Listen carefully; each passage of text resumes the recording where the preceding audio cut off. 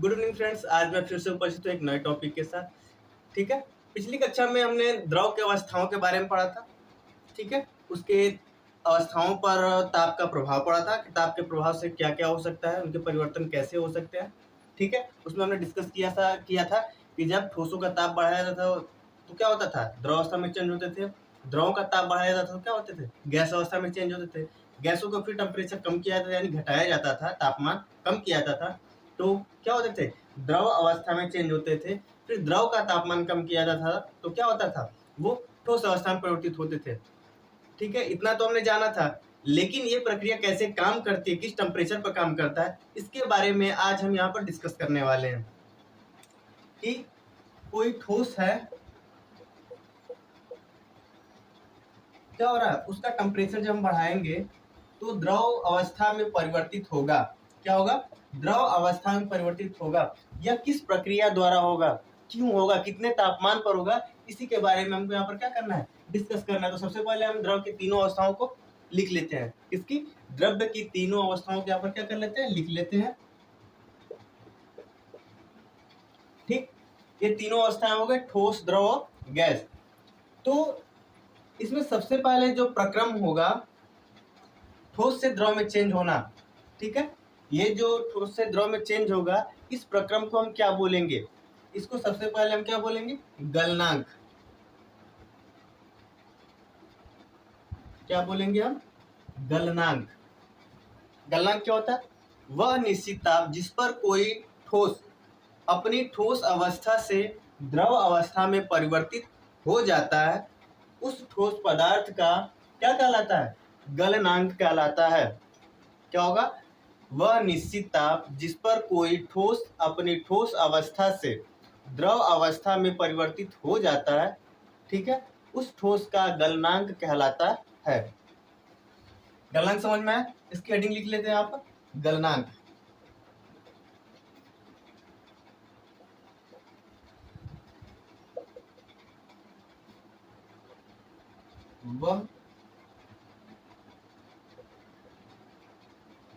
वह निश्चित तापमान जिस पर कोई ठोस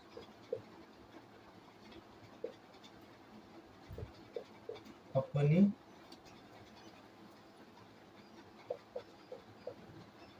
ठोस अवस्था से द्रव अवस्था में परिवर्तित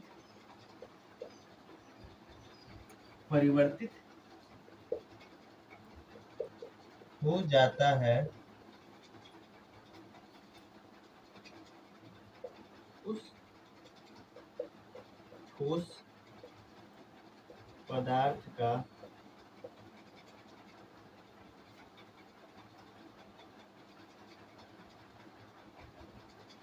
गलनांक कहलाता है। क्या हो जाएगा, वह निश्चित तापमान जिस पर कोई ठोस अपनी ठोस अवस्था से क्या होगा, अपनी ठोस अवस्था से क्या होगा, द्रव अवस्था में परिवर्तित हो जाता है, यानी अपने सॉलिड स्टेट से क्या होता है, लिक्विड स्टेट में ट्रांसफॉर्म हो जाता है, उसको क्या बोलते हैं, गलनांक हम बोलते हैं। ठीक है, हर पदार्थ का गलनांक अलग अलग होता है। जैसे बर्फ का जो गलनांक होता है, बर्फ का गलनांक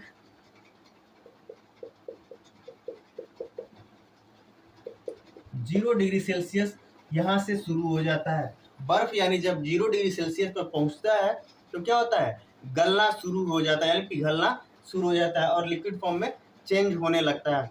ऐसे ही लोहा होता है तो उसका टेम्परेचर अलग होगा, गलनांक उसका। ठीक है, टीन है उसका अलग है, एल्यूमिनियम है उसका अलग है, कॉपर है उसका अलग है। मतलब जितने ठोस हैं उन सभी का अपना अलग एक निश्चित पॉइंट होता है जिस पर क्या होता है, वो गलना, यानी उनका गलनांक जो होता है स्टार्ट हो जाता है। ठीक है, इतनी बात समझ में आई।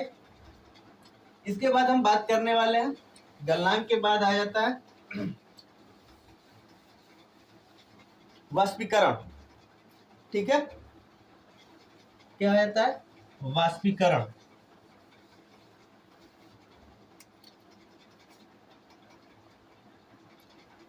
द्रव से गैस अवस्था में परिवर्तन को क्या कहते हैं, वाष्पीकरण। ये प्रक्रिया कैसे काम करती है, तो इसका हो जाएगा वह प्रक्रिया जिसमें कोई द्रव अपने क्वथनांक से कम ताप पर, ठीक है, सतह से धीरे धीरे गैस या वाष्प अवस्था में क्या होता है, बदल जाता है, क्या कहलाता है, वाष्पीकरण कहलाता है। इसकी भी हेडिंग बना लेते हैं, हम लिख लेते हैं वाष्पीकरण।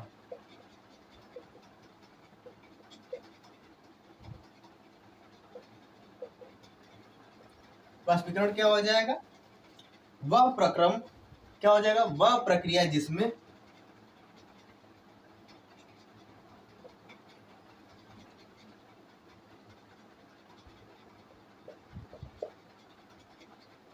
वह प्रक्रिया जिसमें कोई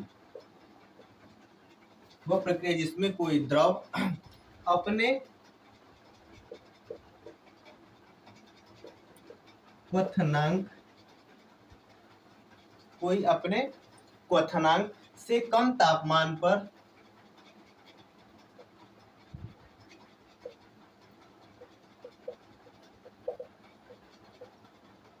क्या हो, क्वथनांक से कम तापमान पर सतह से धीरे धीरे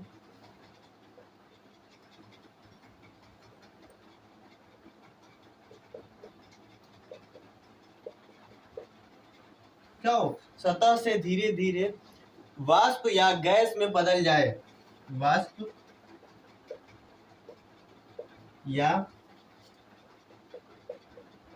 गैस अवस्था में बदल जाए, वाष्पीकरण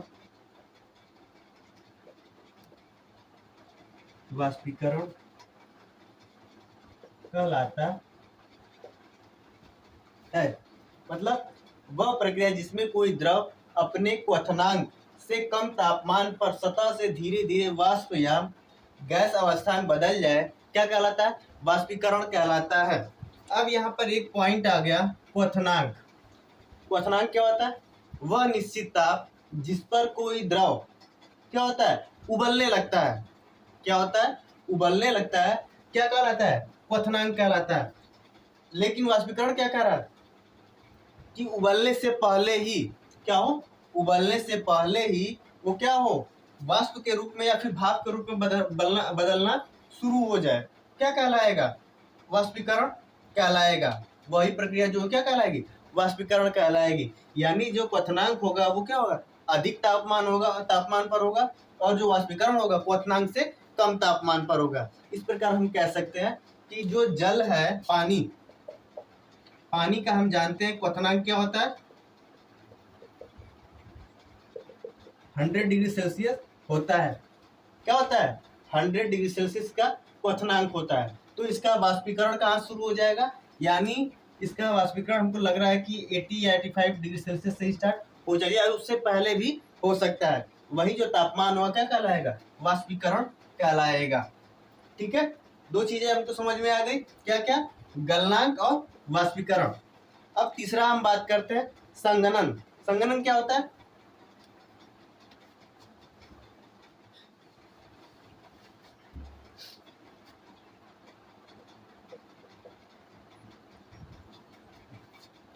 अब हम बात करते हैं संघनन।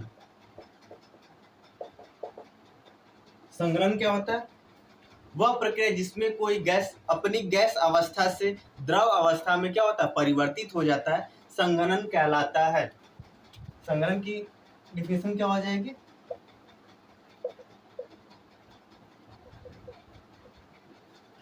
वह प्रक्रिया जिसमें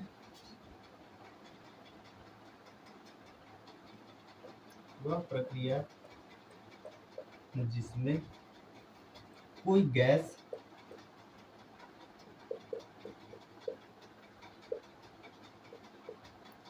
अपनी गैसीय अवस्था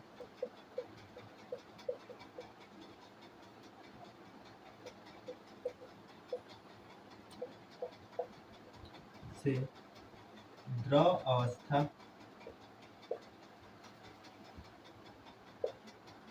में परिवर्तित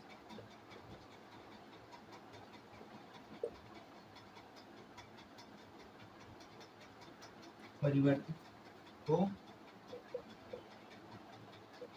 जाता है। क्या होता है? द्रव अवस्था में परिवर्तित हो जाता है, क्या कहलाता है? संघनन कहलाता है।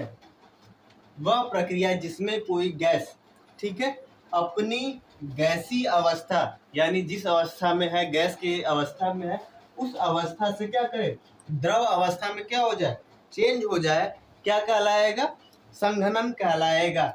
ये जो प्रक्रिया होती है, जो गैस से द्रव के रूप में चेंज होती है, ये क्या कहलाती है? संघनन होती है। इसको हम साधारणतः अपने जीवन में रोज देख सकते हैं।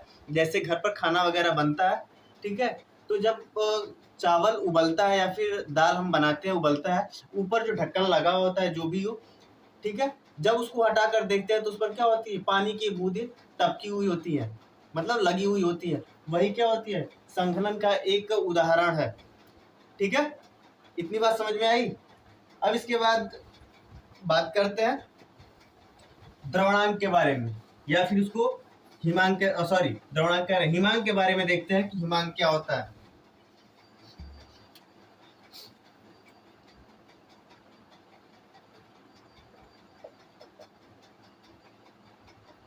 हिमांक, हिमांक क्या होता है? वह निश्चित ताप जिस पर कोई तरल पदार्थ, तरल का मतलब द्रव, क्या हो?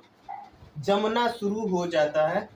ठीक है, सॉरी, जमना शुरू होकर क्या होता है? ठोस अवस्था में परिवर्तित हो जाता है। क्या होता है? ठोस अवस्था में परिवर्तित हो जाता है। क्या कहलाता है? हिमांक कहलाता है। हिमांक, इसकी डिफिनेशन क्या हो जाएगी? वह निश्चित ताप, वह निश्चित ताप जिस पर कोई तरल, तरल को हम द्रव भी कह सकते हैं, तरल अपनी तरल अवस्था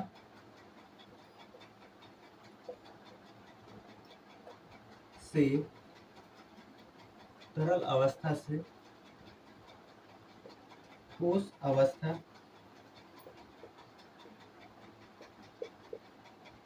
में परिवर्तित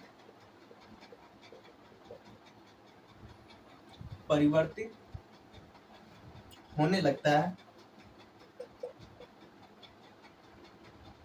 परिवर्तित होता है। वह निश्चित ताप जिस पर कोई तरल अपनी तरल अवस्था से ठोस अवस्था में परिवर्तित होता है, क्या कहलाता है? हिमांक कहलाता है। ठीक है, वह निश्चित ताप जिस पर कोई तरल, ठीक है, अपनी तरल अवस्था से ठोस अवस्था में परिवर्तित होने लगता है। क्या होता है? होने लगता है, परिवर्तित होने लगता है।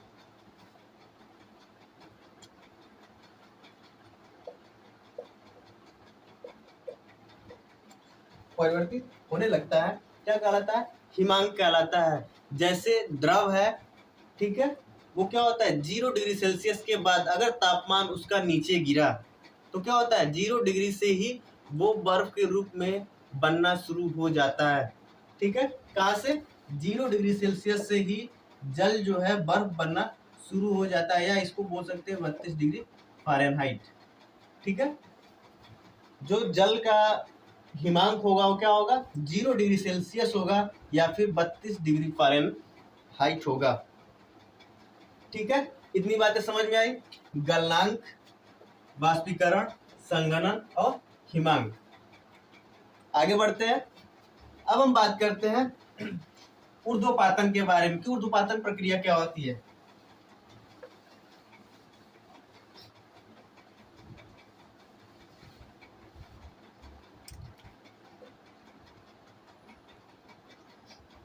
ऊर्ध्वपातन प्रक्रिया क्या होती है? वह प्रक्रिया वह प्रक्रिया जिसमें कोई ठोस अपनी ठोस अवस्था से सीधे गैस अवस्था में क्या हो, परिवर्तित हो जाए, द्रवावस्था में चेंज ना हो। ठीक है, क्या कहलाएगा, ऊर्ध्वपातन कहलाएगा।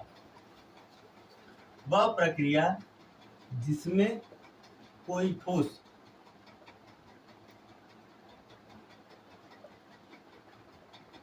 ऊर्ध्वपातन, इसकी डेफिनेशन लिख लेते हैं।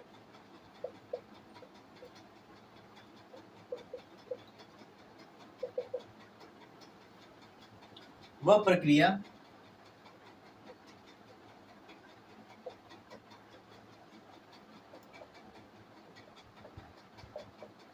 जिसमें कोई ठोस अपनी ठोस अवस्था से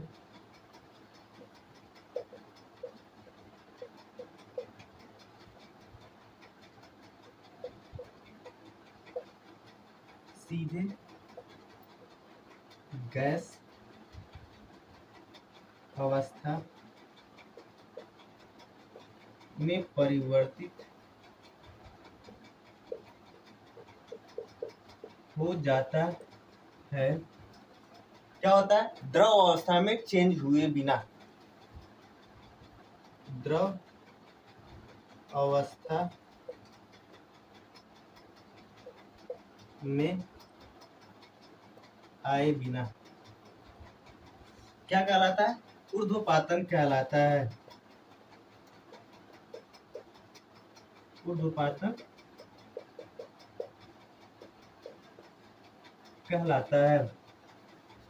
क्या हो जाएगा, वह प्रक्रिया जिसमें कोई ठोस अपनी ठोस अवस्था से सीधे गैस अवस्था में परिवर्तित हो जाता है, द्रव अवस्था में चेंज यानी बदलाव उसका नहीं होता है, क्या कहलाता है, ऊर्ध्वपातन कहलाता है। जैसे इसका उदाहरण क्या हो जाएगा, कपूर, नौसादर इत्यादि। शुष्क बर्फ भी होता है, उसको भी लिख सकते हैं, लेकिन कपूर को देखते हैं यहाँ पर, अच्छे समझ में आएगा। जो हम लोग पूजा वगैरह में कपूर का यूज करते हैं, ठीक है, वो क्या होता है, ठोस होता है। जब उसको जलाया जाता है तो क्या होता है, द्रव के रूप में परिवर्तित नहीं होता है, बल्कि वो क्या होता है, जल के वाष्प के रूप में क्या होता है, परिवर्तित हो जाता है। ठीक है, वह जो प्रक्रिया होती है उस टाइम वो क्या कहलाता है, ऊर्ध्वपातन कहलाता है। जब पूजा में हम कपूर जलाते हैं और जल के वो जो उड़ जाता है उसको हम क्या बोलते हैं, ऊर्ध्वपातन। ऊर्ध्वपातन का सबसे अच्छा उदाहरण क्या है, कपूर। उसके बाद नौसादर, शुष्क बर्फ, जिसको CO2 बोलते हैं, शुष्क CO2, ये भी क्या होता है, सॉलिड के रूप में होता है, और जब इसको बाहर रखा जाता है तो क्या होता है, गैस के फॉर्म में चेंज होकर वो खत्म हो जाता है, उड़ जाता है। ठीक है, इसके बाद एक और आता है निक्षेपण।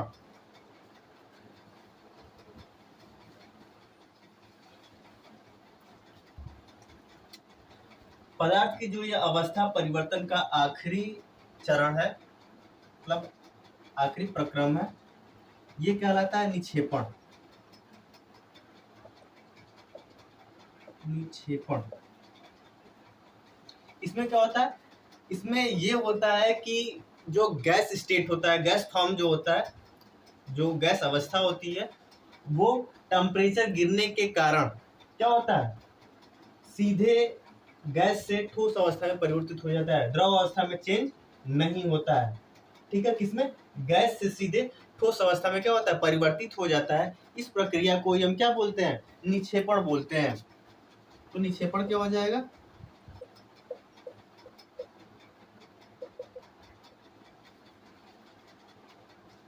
वह भौतिक प्रक्रिया जिसमें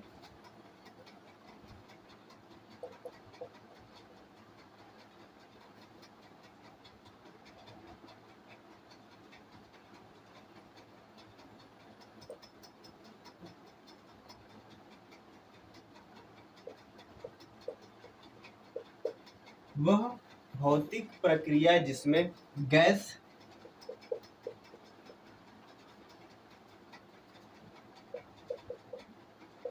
सीधे ठोस अवस्था में परिवर्तित, ठोस अवस्था में सीधे ठोस अवस्था में परिवर्तित हो जाता है, क्या कहलाता है? निक्षेपण कहलाता है। क्या हो जाएगा? वह भौतिक प्रक्रिया जिसमें क्या हो जाएगा? वह भौतिक प्रक्रिया जिसमें गैस क्या हो, सीधे ठोस अवस्था में परिवर्तित हो जाए, द्रव अवस्था में परिवर्तित ना हो, क्या कहलाएगा? निक्षेपण कहलाता है। ठीक है, इसका उदाहरण क्या हो जाएगा? पाला। ठंडियों के दिनों में हम क्या देखते हैं, जो कहते हैं हम लोग कि पाला पड़ रहा है, ठीक है, वही होता है पाला, बादल। ठीक है, ये सब किसके उदाहरण है? निक्षेपण के उदाहरण है, जो क्या होते हैं, गैस अवस्था से सीधे ठोस अवस्था में परिवर्तित हो जाते हैं। क्या कहलाता है? निक्षेपण कहलाते हैं। मुझे उम्मीद है कि आज का टॉपिक आप लोगों को समझ में आया होगा। ठीक है, आज के लिए बस इतना ही, फिर मिलते हैं अगले क्लास में। तब तक के लिए धन्यवाद। वीडियो को ज़्यादा से ज़्यादा क्या करें, सब्सक्राइब, शेयर करें, लाइक करें। ठीक है, तथा अपने दोस्तों के साथ, मित्रों के साथ, सहयोगियों के साथ क्या करें, अधिक से अधिक शेयर करें और इस चैनल को सब्सक्राइब करना न भूलें। धन्यवाद।